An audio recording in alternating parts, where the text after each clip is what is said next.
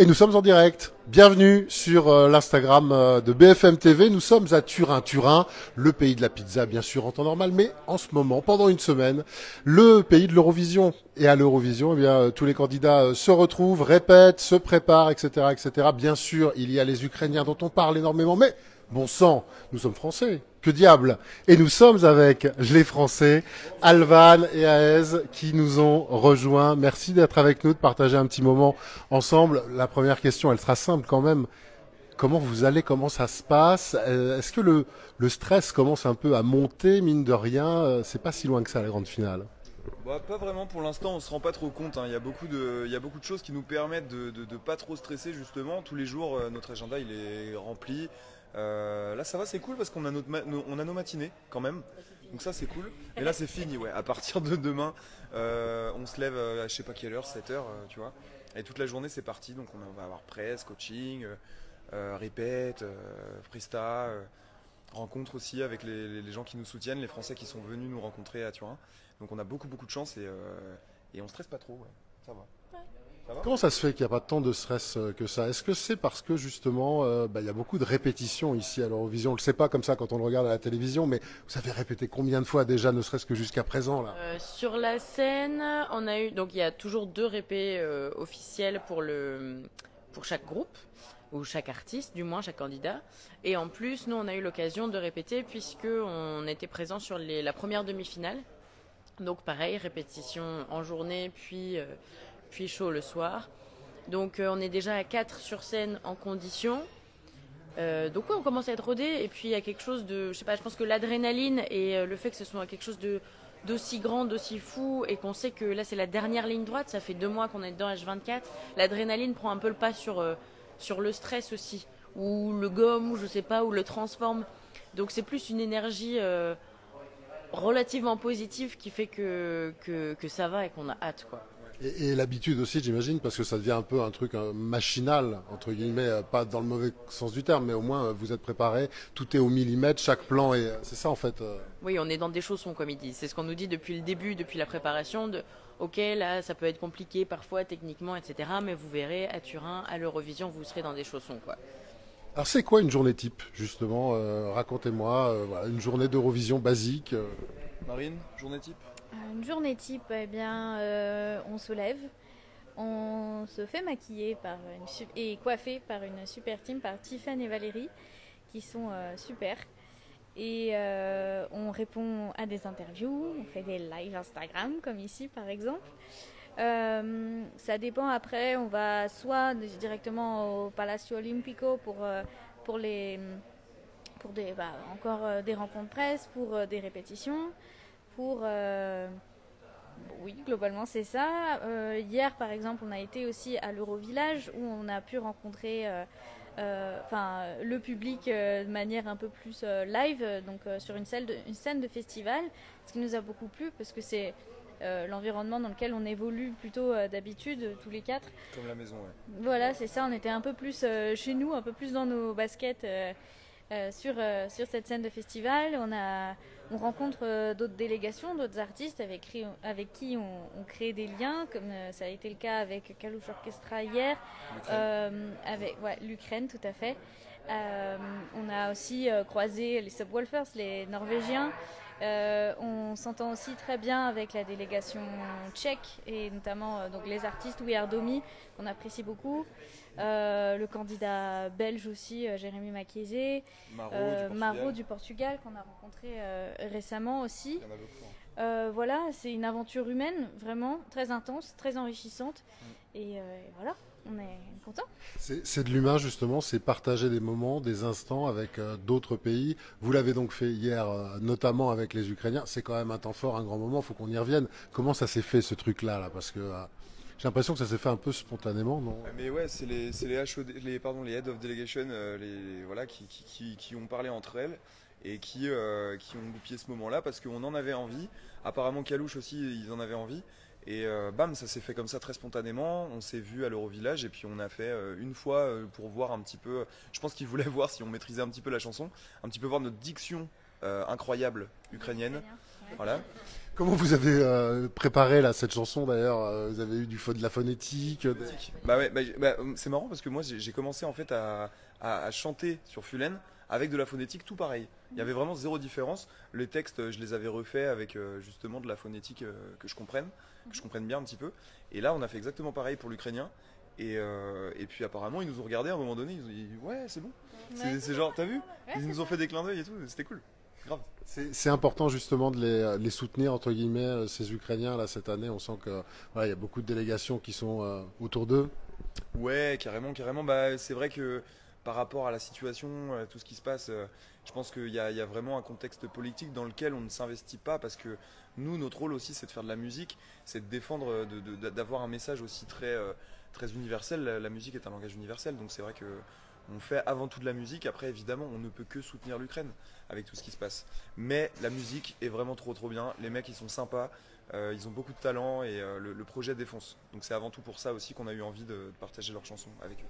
Et puis on se faisait la réflexion hier, mais c'est vrai que vous avez des liens finalement d'une certaine manière avec eux, puisque eux défendent certes une musique moderne avec du rap, du hip-hop, etc., mais un certain folklore, une certaine tradition. Et vous, bah, vous êtes aussi là-dedans avec de l'électro et avec la langue bretonne, finalement, nos traditions celtes, quoi. Oui, bah, c'est aussi, oui, c'est effectivement le lien qui nous rapproche le plus. Et au-delà de ça, on adore leurs chansons comme vous l'avez dit. Je vous ai pas écouté en fait. Ah bah voilà, elle est pas avec nous en fait. Diable. Justement, on est un peu aux antipodes de Barbara Pravi l'année dernière avec votre proposition. C'est important justement d'avoir quelque chose de différent à proposer et de défendre ces langues régionales qui existent chez nous. C'est votre combat d'une certaine manière. Oui, complètement. Complètement. Puis c'est vrai que je pense qu'au niveau européen, au niveau de l'Eurovision même, on peut être habitué. Enfin, il y a beaucoup de gens qui pensent qu'en France, on ne fait que de la musique de type balade romantique à la parisienne. Or, absolument pas. On a la chance d'avoir un pays qui est quand même très riche culturellement, musicalement, linguistiquement, et avec une diversité de sonorités musicales incroyable. Donc nous, c'est vraiment cette chose-là qui nous intéresse aussi dans la musique, c'est l'expérimentation.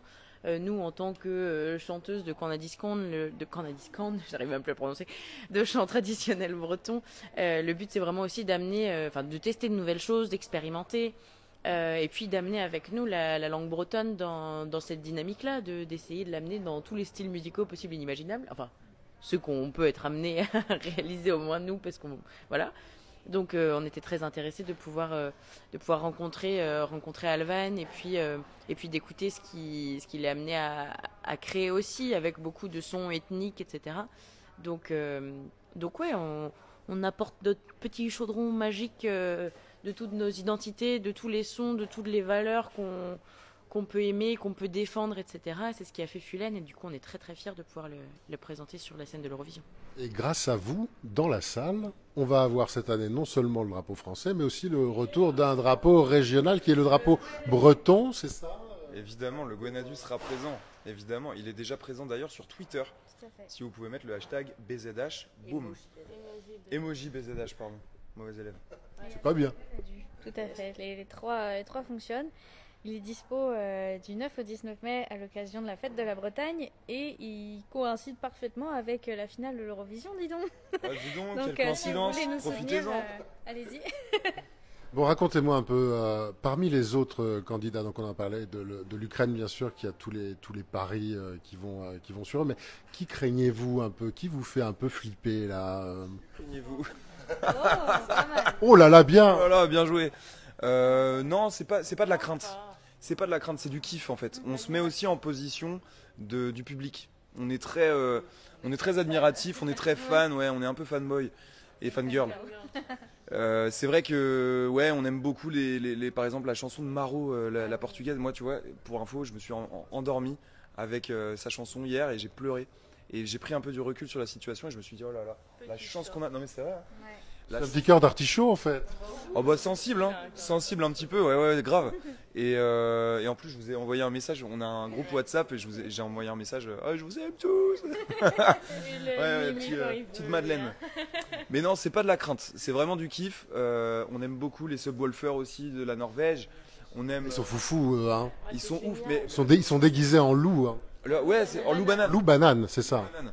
C'est une revisitation, je crois, je sais pas si le mot est français d'ailleurs, mais bon, du Petit Chaperon Rouge. Ah, c'est vrai? Ah, je savais pas.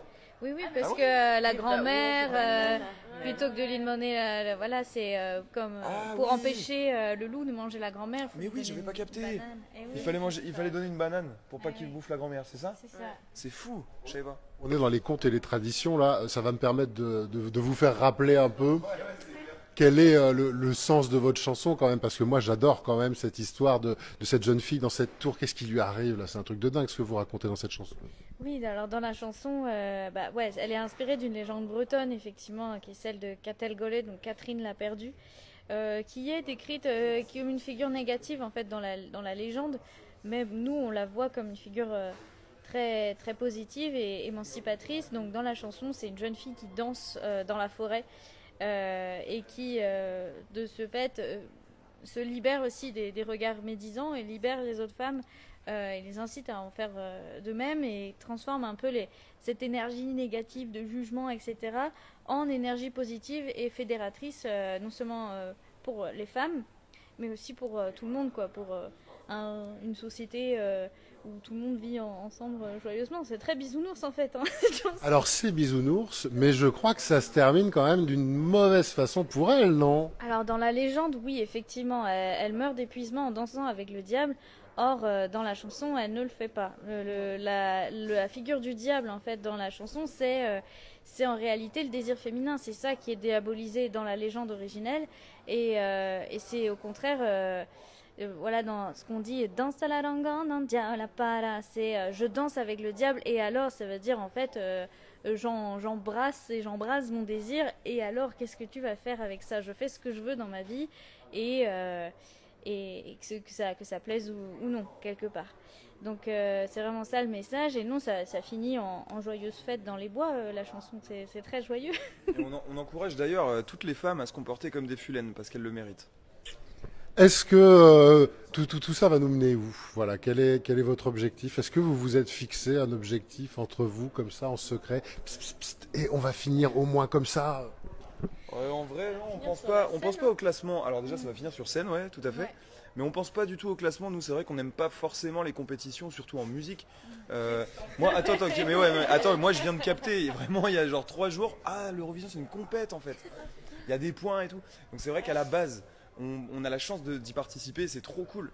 Mais un petit peu dans nos valeurs, dans la musique, il y a de la place pour tout le monde. Surtout en musique, en art en général. À partir du moment où tu as un public, même une personne qui aime ce que tu fais, boum, tu as ta place. C'est de l'art et il n'y a pas forcément de. C'est hyper subjectif en plus. Pour nous, Donc, c'est juste un grand concert avec plein d'artistes différents, quoi. Ouais, donc on se projette pas trop sur les points. Après, voilà, Mais on sait que c'est quali ce qu'on fait, quand même. Sans être prétentieux, c'est vrai Un qu'on. peu d'autokiffage quand même. Bah oui. Alors vraiment, à la base, moi je fais de la musique parce que je fais la musique que j'aimerais entendre, tu vois, que j'aimerais écouter. Donc du coup, on est dans le genre, on n'est jamais mieux servi que par soi-même un petit peu, tu vois. Donc je pense que oui, on a fait ça aussi, on a travaillé, on peut être fier de nous, tu vois. On a bien bossé et je pense que c'est un petit peu quali ce qu'on fait, ouais. Mais au même titre que les autres. Vraiment. Et puis l'objectif pour nous, c'est vraiment là on a travaillé beaucoup et on continue à travailler beaucoup et on va tout donner pour que les gens soient fiers de nous. Que ce soit nous-mêmes déjà, toute la team qui nous suit, et puis... Parce qu'on l'a pas dit, mais il y a une grande délégation derrière. L'Eurovision, c'est pas ces quatre-là. Hein. Il y a combien de personnes derrière la délégation là qui sont là? 20 gus là. Ouais, là on doit être 19 là à peu près. 20 ce soir. Ouais. Donc oui, il y a du monde. Il y a du monde autour de nous, il y a du monde pour nous booster, il y a du monde pour s'occuper de nous aussi, pour nous coiffer, pour nous maquiller, pour travailler. Pour bosser tout la presta, ouais. On a vraiment beaucoup de chance et c'est vraiment ça qu'on veut. C'est notre objectif principal, de faire le mieux possible. Alors évidemment, plus on sera haut dans le classement, plus on sera content aussi, forcément. Mais voilà, à partir du moment où on rend fiers les gens qui ont voté pour nous, les gens qu'on représente, les gens qui bossent avec nous, et puis qu'on s'amuse, voilà, et nous-mêmes, et qu'on arrive à transmettre tout ce plaisir de chanter là et de faire de la musique avec le public, avec les téléspectateurs, c'est tout gagné. On a déjà gagné d'être là, en quelque sorte. Ouais, de ouf. On termine en musique? Allez, tu veux faire quoi? Bah, je sais pas, un truc original, une chanson avec l'histoire d'une jeune fille dans une tour qui s'en va danser, tout ça. Ouais, chèque, c'est ça, la chanson. Sinon, je vous fais faire la chanson de l'Ukraine. Hein. Somebody works dans... Non, pardon. Ah oui, c'est la chanson. Attends, qu'est-ce qu'on peut faire? Bah, Robert fait juste Ouais. comme ça. Ouais, mais attends, la tona. Attends. Ça, c'est ton gal. Oh, Robert fait. On y va comme ça? 1, 2, 3, 4. Oh, Robert fait de Zafalone de Tansan. Hey. Me va cantone no lagat lena drukron. Hey. Adadrina ena ronda gonna invon. Danse la ragon en diavola pada. Merci à vous. Nous étions en direct depuis Turin avec Alvan et Alès qui seront donc dans la grande finale de cette Eurovision où on croise les doigts comme toujours pour la France. Ce sera samedi soir en Eurovision devant plus de 180 millions de spectateurs. Merci de nous avoir suivis. On vous souhaite bonne chance. Comment on dit bonne chance en breton? Chance vat. Chance vat. Merci beaucoup. Merci, bravo.